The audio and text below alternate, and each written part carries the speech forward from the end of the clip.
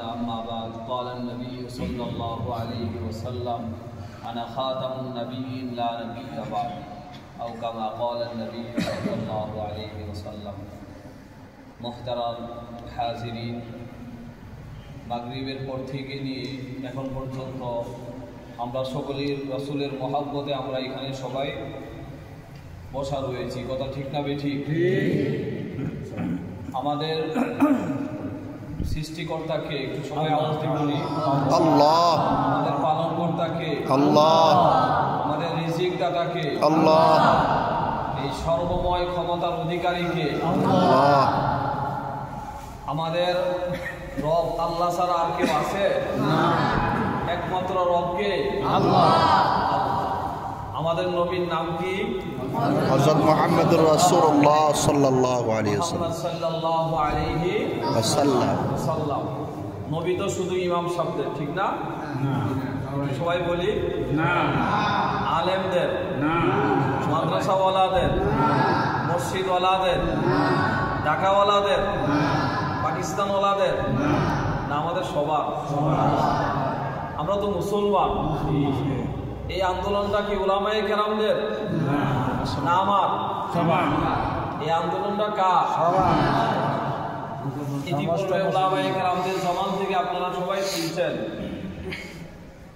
যে প্রকৃত মুমিন ওই সময় পর্যন্ত কেউ হইতে পারবে না যতক্ষণ পর্যন্ত রাসূলের মহব্বত রাসূলের প্রেম ভালোবাসা নিজের সন্তান সন্ততি সম্পদ থেকে বেশি না হবে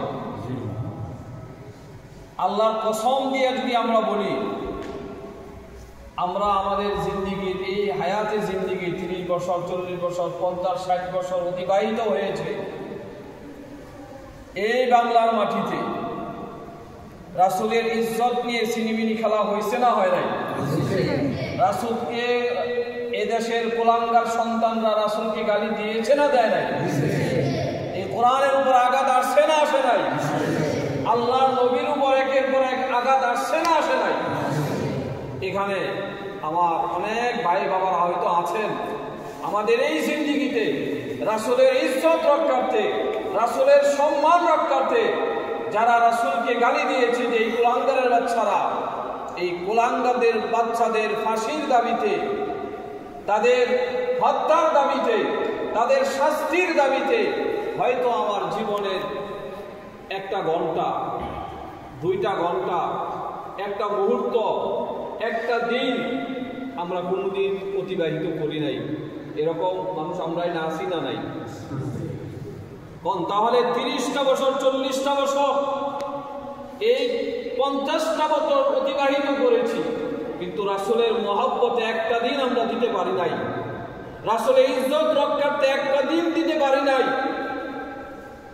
এটা কি রাসূলের প্রেম এটা কি রাসূলের হাকিকি ভালোবাসা এটা কি গভীর রাসূলের কে আমরা অন্তরের গভীরতা দিয়ে ভালোবাসি এটার প্রমাণ বহন করে আমি আমার সন্তানের জন্য রাতকে দিন করেছি দিনকে রাত করেছি মাথার গাম পায়ে ফেলেছি কথা ঠিক না বেঠিক আমি আমার বিবি বাল বাচ্চাদের জন্য সময় ব্যয় করেছি অর্থ ব্যয় করেছি আমার যৌবন শেষ করেছি আমার সম্পদ রক্ষার্থে আমার সন্তান রক্ষার্থে আমি আমার পরিবার পরিজন আপনজনদেরকে সুখে শান্তিতে রাখতে আমার মা বাবার ইজ্জত রক্ষার্থে আমরা কত সময় অতিবাহিত করেছি কিন্তু বর্তমান সময়ে লম্বা চূড়া ইতিহাস সেই রাসূলের জামানা থেকে এই পর্যন্ত অনেক কুলাঙ্গার সন্তান রাসূলের এই নবুয়তের চাদর নিয়ে টানাটানি করেছে মুসাইলামাতুল কাজ্জাব আসওয়াদ আনসি থেকে শুরু করে 1400 বছর পর্যন্ত রাসূলের এই চাদর নিয়ে টানাটানি করেছে কিন্তু তৎকালীন সময়ে যখনই যেই কুলাঙ্গার মিথ্যা নবুয়তের দাবি করেছে সাথে সাথে মুসলমানরা তাদেরকে হত্যা করেছে মূলোৎপাটন করেছে তাদের শিকড়কে উপড়ে ফেলেছে কিন্তু দুর্ভাগ্যবশত এই 1450 বছর অতিবাহিত হয়ে যাওয়ার পর এই ভারতের পাঞ্জাব প্রদেশের গুরুদাসপুর জেলায় কাদিয়ান নামক অঞ্চলে এই মির্জা গোলাম আহমদ কাদিয়ানি নতুন করে এই নবুয়ত দাবির দৃষ্টতা প্রদর্শন করে।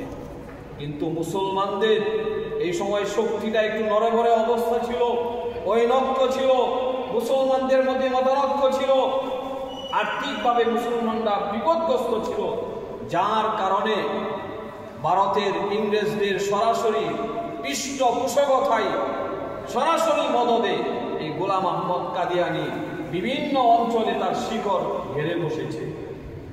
যার কারণে আজকে সারা পৃথিবীতে, বিশেষ করে বাংলাদেশ, পাকিস্তান, ভারত, নেপাল, ভুটান এই সমস্ত অঞ্চলে তাদের শাখা উপশাখা বিভিন্ন অফিস তারা খুলে বসেছে।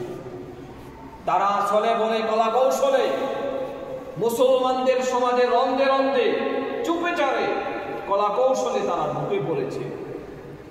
এতে করে আমার মাকে, আমার বোনকে, আমার ভাইকে, আমার বাবাকে, আমার প্রতিবেশীকে তারা তাদের মতবাদ বোঝানোর চেষ্টা করতেছে, চেষ্টা করে তাদের মতবাদে ঢুকাচ্ছে। তারাও বলে আমরা মসজিদে নামাজ পড়ি, তারাও বলে আমরা কালিমা লা ইলাহা ইল্লাল্লাহ মুহাম্মাদুর রাসূলুল্লাহ আমরা পড়ি। দুকাবাজি কই দেখেন, তারাও বলে আমরা পড়ি লা ইলাহা ইল্লাল্লাহ মুহাম্মাদুর রাসূলুল্লাহ, আবার আপনার সাথে প্রথম সারিতে দাঁড়ায় আল্লাহু আকবার বলতেছে। এই লোকটারা কাফের কেমনে কইলেন? সুযোগ আছে কোনো? এখানে কিছু পয়েন্ট আছে। বাজারের ব্যবসায়ীরা যদি মদের বোতলে মদ বেচে আমাদের কোনো আপত্তি আছে? মুসলমান ধোঁকা খাবে? দুধের বোতলে যদি দুধ ভরে দুধের লেবেল লাগাইয়া বেচে কোনো আপত্তি আছে? মধুর বোতলে যদি মধু ভরে মধুর লেবেল লাগাইয়া বিক্রি করে কোনো অসুবিধা আছে? কিন্তু বিষের বোতলে যদি বিষ ঢুকাইয়া উপরে লেবেল লাগায় দুধের আর মধু আর ঘি, তাহলে প্রতারণা, মানুষ প্রতারিত হবে না? হবে না? তদ্রুপ আমরা সবাই জানি, ইকরার বিল লিসান, তাসদীক বিল জানান, আমাল বিল আরকান, এই তিনটা জিনিস সমন্বয় হইল ঈমান। জবান দ্বারা আমাদেরকে স্বীকার করতে হবে আল্লাহ এক, আল্লাহ ছাড়া আর কোনো মাবুদ নাই, মুহাম্মদ সাল্লাল্লাহু আলাইহি ওয়াসাল্লাম আমাদের নবী। তারপরে এটাকে আবার অন্তর ধারা এটা বিশ্বাস করা লাগবে। অন্তরে ওইটা, মুখে যেটা, অন্তরে ওইটা যে আব্দুল্লাহর পুত্র মুহাম্মদ আমাদের নবী, এটা মুখে বলতেছি, অন্তরে ওইটা ভাবতে হবে, অন্তরে জায়গা দিতে হবে। 3 নাম্বার, এটাকে আমার দেহের মধ্যে এটা বাস্তবায়ন করা লাগবে, আমল দিয়ে কাজ দিয়ে আমার বাস্তবায়ন করা লাগবে।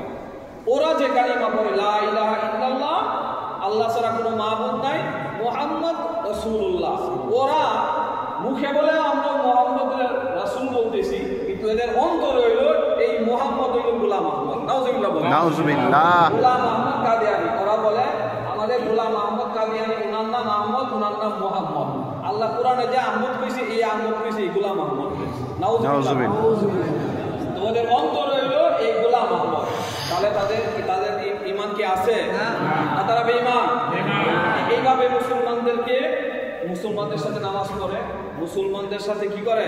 চলাফেরা করে, আর কলা কৌশলে কি করে? এই বেঈমান মানে কিছু মানুষ। আরো সমস্যা হয়, একটা মানুষ চুপে চাপে অমুসলিম হয়ে গেল, কাদিয়ানি হয়ে গেল, তার সাথে তো কোনো কারণে আমরা যদি একটা আত্মীয়তা করি, এই আত্মীয়তা ইসলামে কি নাই? বৈধ নাই, এটা হারাম। বিয়ে শাদী হারাম অমুসলিমদের সাথে মুসলমানদের। হ্যাঁ, কিন্তু অমুসলিম আর একটা মুসলমানের সন্তান যদি বিবাহ সাধন বন্ধন হয়, এটা হারাম বন্ধন হবে। সংসার করবে, হারাম হবে। সন্তান আসবে, এটা হারাম সন্তান আসবে, যারা সন্তান আসবে। সমস্যা আছে না নাই? সময় যেহেতু কম, বিস্তারিত বলার সময় নাই। তবে এতটুকু তো বলছেন যে কাদিয়ানীরা কাফের, তারা অমুসলিম, তারা মুসলমান না। তাদের সাথে কোনো আত্মীয়তার বন্ধন করা যাবে না। অতএব ওরা এই রাসূলের আমার সরলামনা মুসলমান ভাইদেরকে চলে বলে কলা কৌশলে যে ঈমান হারা করছে, এদের হেফাজত করার দায়িত্ব আমার আপনার আছে না নাই?